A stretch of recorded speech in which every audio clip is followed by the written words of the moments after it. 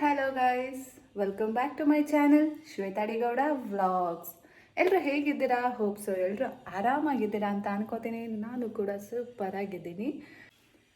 So ನಿಮಗೆಲ್ಲ ಈಗಾಗಲೇ ಗೊತ್ತಾಗಿರತ್ತೆ.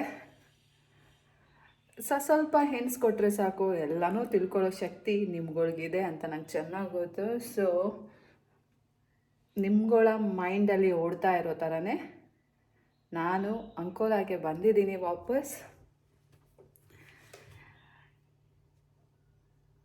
ಬಂದಿದ್ದೀನಿ ಅಷ್ಟೆ.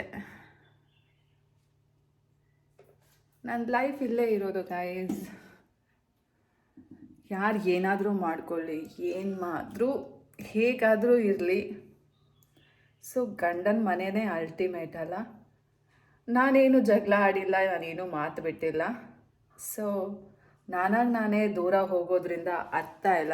ನಾನೇ ದೂರ ಹೋದರೆ ಸೊ ನಾನು ಎಲ್ಲದಕ್ಕೂ ದಾರಿ ಮಾಡಿಕೊಟ್ಟಂಗೆ ಆಗತ್ತೆ. ಸೊ ಅದು ಬೇಡ. So being A human being, being A woman, being A good wife, ನಾನಂತೂ ಇಲ್ಲೇ ಇರ್ತೀನಿ. ಅದು ಏನೇ ಆಗಲಿ ಇಲ್ಲೇ ಜೀವನ ಮಾಡೋದು. ಸೊ ಗೈಸ್, ಇಷ್ಟು ದಿನವೇ ನಾನು ಜೀವನ ಮಾಡಿದ್ದೀನಿ. ಇನ್ನು ಮುಂದೆ ನನ್ನ ಕೈಲಿ ಜೀವನ ಮಾಡೋಕ್ಕಾಗಲ್ವಾ? ಅಷ್ಟು ಸುಲಭವಾಗಿ ನಾನು ಯಾವುದನ್ನು ಬಿಟ್ಕೊಡೋದಿಲ್ಲ. ಅಂಥದ್ರಲ್ಲಿ ಇಷ್ಟು ದಿನವೇ ಇದ್ದೀನಿ. ಈಗ ಎಲ್ಲ ಚೆನ್ನಾಗಿದೆ, ನಾನು ಚೆನ್ನಾಗಿದ್ದೀನಿ, ನಮ್ಮ ಚಿಂಟು ರಜೆ ಚೆನ್ನಾಗಿದ್ದಾರೆ. ಸೊ ಮತ್ತೇನಾಗಬೇಕು ಗೈಸ್? ಆರಾಮಾಗಿರ್ಬೋದು. ಕೆಲವರು ಹೇಳಿಕೆ ಮಾತು ಕೇಳ್ಕೊಂಡು ಕುಣಿತಾ ಇರ್ತಾರೆ. ಸೊ ಅವ್ರಿಗೂ ಒಂದು ಸಲ ಬುದ್ಧಿ ಬಂದೇ ಬರುತ್ತೆ.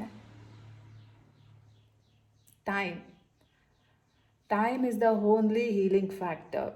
ನೋಡೋಣ ಆ ಟೈಮ್ ನನ್ನ ಜೀವನದಲ್ಲಿ ಯಾವತ್ತು ಬರುತ್ತೆ ಅಂತ. ಆದರೂ ನಾನಂತೂ ತುಂಬಾ ಪೇಷನ್ಸಿಂದ, ತುಂಬಾ ಒಳ್ಳೆ ಮನಸ್ಸಿಂದ, ಮೋರೋವರ್ ತುಂಬಾ ಪ್ರೀತಿಸ್ತಾ ಇದ್ದೀನಿ. ಈಗಲೂ ಸಹ ನನ್ನ ಒಳ್ಳೆಯದೇನಿದೆ ಅಥವಾ ನನಗೆಲ್ಲಿ ಖುಷಿ ಇದೆ ಅನ್ನೋದನ್ನು ಬಿಟ್ಟು ಇರೋ ಕಡೆನೇ ಖುಷಿಯಾಗಿರಬೇಕು ಅಂತ ನಾನು ಇಲ್ಲಿಗೆ ಬಂದಿರೋಳು. ಸೊ ನೋಡೋಣ ಏನಾಗತ್ತೆ ಅಂತ. ಎಲ್ಲ ಒಳ್ಳೆಯದೇ ಆಗುತ್ತೆ. ಜೀವನ ಆದಮೇಲೆ ಕಷ್ಟ ಇದ್ದಿದ್ದೆ, ಕಷ್ಟ ಇದೆ ಅಂದ್ಬಿಟ್ಟು ಎದ್ರುಕೊಂಡು ಓಡೋಕ್ಕಾಗಲ್ಲ ಅಲ್ಲ. ಫೇಸ್ ಮಾಡಬೇಕು. ಫೇಸ್ ಮಾಡೋಕ್ಕೆ ಧೈರ್ಯ ಇರಬೇಕು. ಆ ಧೈರ್ಯ ನನ್ನಲ್ಲಿದೆ. ಸೊ ನಿಮ್ಮ ಶ್ವೇತಾ ಯಾವುದನ್ನು ಬಿಟ್ಕೊಡಲ್ಲ ಗೈಸ್. ಪ್ರತಿಯೊಂದನ್ನು ಹ್ಯಾಂಡಲ್ ಮಾಡೋ ಶಕ್ತಿ ನನಗಿದೆ. ಖಂಡಿತವಾಗ್ಲೂ ನಾನು ಜೀವನ ಮಾಡಿ ತೋರಿಸ್ತೀನಿ. ಯಾರಿಗೂ ಎದ್ರುಕೊಂಡು ಅಥವಾ ಯಾರಿಗೋ ಏನೋ ಬೇಕು ಅಂತ ನಾನು ಎಲ್ಲದನ್ನು ಬಿಟ್ಕೊಟ್ಟು ಹೋಗೋದಿಲ್ಲ ಅಲ್ವಾ ಗೈಸ್? ನಮ್ಮ ತನ ಉಳಿಸ್ಕೋಬೇಕು, ನಾವು ಚೆನ್ನಾಗಿರಬೇಕು ಅಷ್ಟೇ. ವಾಟ್ ಎವರ್, ಏನಂತೀರಾ? ಬನ್ನಿ, ಇವಾಗ ತುಂಬ ಕೆಲಸ ಇದೆ ಮನೇಲಿ. ನಾ ಇರಲಿಲ್ಲ ಅಲ್ಲ. ಸೊ ಕೆಲವೊಂದು ಥಿಂಗ್ಸ್ ನಾನೇ ಕ್ಲೀನಿಂಗ್ ಎಲ್ಲ ಮಾಡಬೇಕು. ಅಂಥದನ್ನೆಲ್ಲ ಕ್ಲೀನಿಂಗ್ ಮಾಡ್ಕೊಂಡು ಬರೋಣ ಇವತ್ತು. ಬಿಕಾಸ್ ನನ್ನ ಮಗನೂ ಇಲ್ಲ ಗಾಯ್ಸ್. ನಿಮಗೆಲ್ಲ ಚೆನ್ನಾಗಿ ಗೊತ್ತು, ನನ್ನ ಮಗನ ಬಿಟ್ಟು ಬಂದಿದ್ದೀನಿ. ನನ್ನ ಮಗ ಅಮ್ಮಮ್ಮ ಮನೆ ಅಲ್ಲ, ಅವ್ನು ನಮ್ಮ ಅಕ್ಕ ಜೊತೆ ಬ್ಯಾಂಗ್ಳೂರ್ ಹೋಗಿದ್ದಾನೆ. ಸೊ ಮತ್ತಿನ್ನೇನಿದೆ ಮಾಡೋಕ್ಕೆ ಕೆಲಸ? ಏನಾದರೂ ಕ್ಲೀನಿಂಗ್ ಕೆಲಸ ಇದ್ದರೆ ಎಲ್ಲ ಕ್ಲೀನಾಗಿ ಮಾಡಿಬಿಟ್ಟು ನಾನು ಏನಾದರೂ ಒಂದು ಮಾಡಬೇಕು ಅಂತ ಇದ್ದೀನಿ. ಸೊ ಅದಕ್ಕೆ ನೋಡೋಣ ಯಾವ ರೀತಿ ಎಲ್ಲದು ಹೋಗುತ್ತೆ ಫ್ಲೋ ಅಂತ ನಂಗೆ ಗೊತ್ತಿಲ್ಲ. ಎಲ್ಲದನ್ನು ಈಗಲೇ ಹೇಳ್ಕೊಂಡು ಆಮೇಲೆ ಅದು ಸಕ್ಸಸ್ ಆಗಲಿಲ್ಲ ಅಂದ್ರೂ ಕಷ್ಟನೇ. ವಿಲ್ಸಿ. ಕೆಲವೊಂದು ಫ್ಯೂ ಥಿಂಗ್ಸ್ ಇದೆ ನನ್ನ ಮೈಂಡಲ್ಲಿ. 2 ಆಪ್ಷನ್ಸ್ ಇದೆ. ಆ 2 ಆಪ್ಷನ್ಸಲ್ಲಿ ಒಂದಂತೂ ಆಗಲೇಬೇಕು. ಸೊ ಬಟ್ ಯಾವುದಾಗತ್ತೆ ಅನ್ನೋದು ಗೊತ್ತಿಲ್ಲ.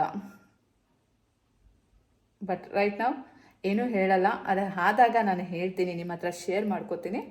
ಸೊ ಈಗ ನಾವು ಫಸ್ಟು ಕ್ಲೀನಿಂಗ್ ಕೆಲಸ ಸ್ಟಾರ್ಟ್ ಮಾಡ್ಕೊಳ್ಳೋಣ. ಮೊದಲನೇದಾಗಿ ನನ್ನ ಹಸ್ಬೆಂಡು ಆ ಒಂದು ವಾರ್ಡ್ರೋಬು ಎಲ್ಲ ಗಲೀಜು ಆಗಿಬಿಟ್ಟಿದೆ. ಈಗ ಫುಲ್ ಮೆಸ್ಸಿ ಆಗಿಬಿಟ್ಟಿದೆ. ಓ ಮೈ ಗಾಡ್, ಅದನ್ನು ನೋಡಿದಾಗ ನನಗೆ ಶಾಕೇ ಆಗೋಗಿತ್ತು. ಸೊ ಹೆಂಗಪ್ಪ ಕ್ಲೀನ್ ಮಾಡೋದು ಅಂತ. ಬನ್ನಿ ಇವಾಗ ಹೋಗಿ ಫಸ್ಟ್ ಅದನ್ನು ಕ್ಲೀನ್ ಮಾಡಿಬಿಟ್ಟು ಕ್ಲೀನಾಗಿ ಬ್ಯೂಟಿಫುಲ್ಲಾಗಿ ವಾವ್ ಅನ್ಬೇಕು. ನನ್ನ ಹಸ್ಬೆಂಡು ನೆಕ್ಸ್ಟ್ ಡೇ ಬಂದು, ನಾಳೆ ಬಂದು, ಅವ್ನು ನಾಳೆ ಅಥವಾ ಇವತ್ತು ಸಂಜೆ ಸಂಜೆ ಹೌದು, ಶಾರ್ಟ್ಸ್ ಎಲ್ಲ ತೊಗೊಳಕ್ಕೆ ಹೋದಾಗಲೇ ಅದನ್ನು ಓಪನ್ ಮಾಡೋದು ವಾರ್ಡ್ರೂಮ್ನ. ಸೊ ಅದು ಓಪನ್ ಮಾಡಿದಾಗ ವಾರ್ಡ್ರೂಮ್, ಓ ಮೈ ಗಾಡ್, ನನ್ನ ಹೆಂಡತಿ ಇಷ್ಟು ಚೆಂದಾಗಿ ಅರೇಂಜ್ ಮಾಡಿದ್ದಾಳೆ, ಸೆಟ್ ಮಾಡಿ ಇಟ್ಟಿದ್ದಾಳೆ, ಕ್ಲೀನ್ ಮಾಡಿದ್ದಾಳೆ ಅಂತ ಅವ್ನ ಮನಸ್ಸಿಗೆ ಅನ್ನಿಸ್ಬೇಕು, ಖುಷಿ ಆಗಬೇಕು. ಸೊ ಆ ರೀತಿ ಮಾಡೋಣ ಬನ್ನಿ.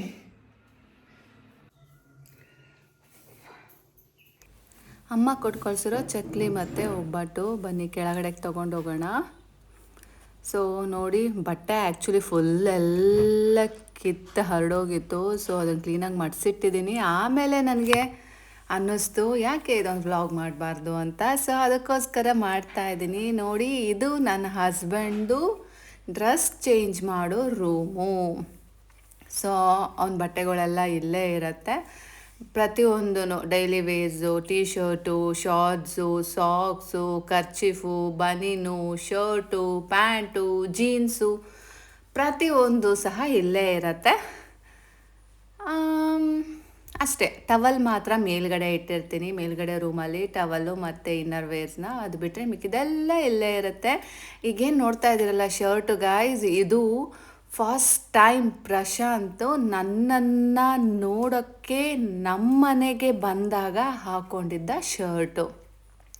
ಐ ಮೀನ್ ಟು ಸೇ, ನಮ್ಮ ಪ್ರೀತಿ ಹೀಗಿದೆ ಮತ್ತು ಅದನ್ನು ಎಕ್ಸ್ಪ್ರೆಸ್ ಮಾಡೋಕ್ಕೆ ನಮ್ಮ ಅಪ್ಪ ಅಮ್ಮನ ಜೊತೆ ಹೇಳಿ ಮದುವೆಗೆ ಒಪ್ಸೋಕ್ಕೆ, ಅಥವಾ ಮದುವೆ ಮಾತುಕತೆ ಅಂದ್ಕೊಳ್ಳಿ, ಅಥವಾ ಈ ರೀತಿ ಲವ್ ಮಾಡ್ತಾಯಿದ್ದೀವಿ ಮದುವೆ ಮಾಡಿಕೊಡಿ ಅಂತ ಕೇಳೋಕ್ಕೆ ಅವನು ನಮ್ಮ ಮನೆಗೆ ಫಸ್ಟ್ ಟೈಮ್ ಬಂದಾಗ ವೇರ್ ಮಾಡಿದ ಶರ್ಟು. ಮನೆಗೆ ಕರೆಸ್ಕೊಂಡಿರಲಿಲ್ಲ, ಡೈರೆಕ್ಟ್ ಟೆಂಪಲಿಗೆ ಬಂದಿದ್ದ, ಅದು ಮೇಲ್ಕೋಟೆ ಟೆಂಪಲ್. ಸೊ ಅಲ್ಲಿಗೆ ಈ ಶರ್ಟ್ನ ಹಾಕ್ಕೊಂಡು ಬಂದಿದ್ದ. ಸೊ ಸ್ವೀಟ್ ಮೆಮೊರೀಸ್ ನನಗೆ ಅದು. I still remember. ಆ ಫೋಟೋ ಸಹ ಇದೆ, ಬಟ್ ರೈಟ್ ನೌ ನನ್ನ ಹತ್ರ ಇಲ್ಲ. ಅದು ಮೇ ಬಿ ಯಾವುದೋ ಪೆನ್ ಡ್ರೈವಲ್ಲಿ ಖಂಡಿತ ಇದೆ.